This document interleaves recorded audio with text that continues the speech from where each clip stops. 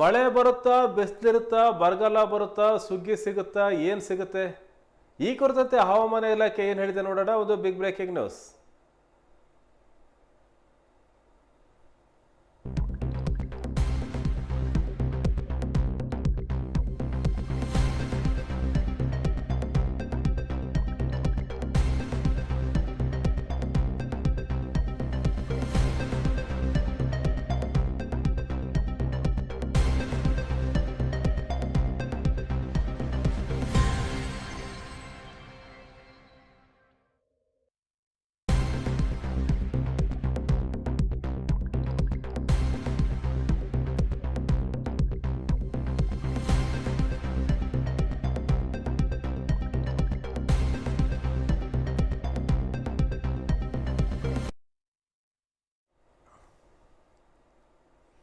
ರಾಜ್ಯದ ಜನತೆಗೆ ಬಿಸಿಲಿನ ಬೇಗೆಯಿಂದ ಕೊಂಚ ಉಪಶಮನ ಸಿಗುವ ಲಕ್ಷಣಗಳು ಗೋಚರಿಸ್ತಾ ಇದೆ.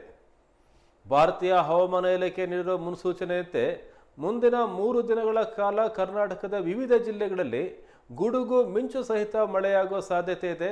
ವಿಶೇಷವಾಗಿ ಕರಾವಳಿ ಮತ್ತು ಒಳನಾಡಿನ ಜಿಲ್ಲೆಗಳಲ್ಲಿ ಮಳೆಯ ಅಬ್ಬರ ಹೆಚ್ಚಿರಲಿದೆ.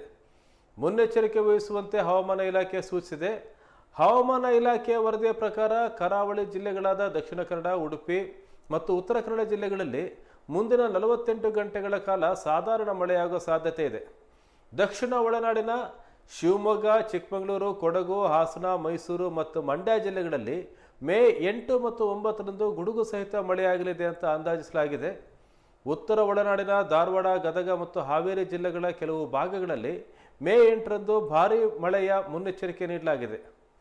ಇನ್ನು ಉತ್ತರ ತೆಲಂಗಾಣ, ಮನ್ನಾರ್, ಕೊಲ್ಲಿಯ ಮೇಲ್ಭಾಗದಲ್ಲಿ ಪ್ರಬಲವಾದ ಸುಳಿಗಾಳಿ ಉಂಟಾಗಿದೆ. ಇದರ ಪರಿಣಾಮವಾಗಿ ಉತ್ತರ ಒಳನಾಡಿನಿಂದ ಮನ್ನಾರ್, ಕೊಲ್ಲಿಯವರೆಗೆ ವಾಯುಭಾರ ಕುಸಿತ ನಿರ್ಮಾಣವಾಗಿದೆ.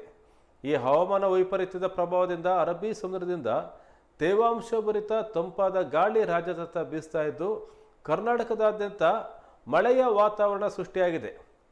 ಇದರಿಂದಾಗಿ ಕೇವಲ ದಕ್ಷಿಣ ಒಳನಾಡು ಮಾತ್ರ ಅಲ್ಲದೆ ಕರಾವಳಿ ಹಾಗೂ ಉತ್ತರ ಕರ್ನಾಟಕದ ಕೆಲವು ಭಾಗಗಳಲ್ಲೂ ಸಹ ವ್ಯಾಪಕ ಮಳೆಯಾಗುತ್ತೆ ಅಂತ ಹವಾಮಾನ ಇಲಾಖೆ ಹೇಳಿದೆ.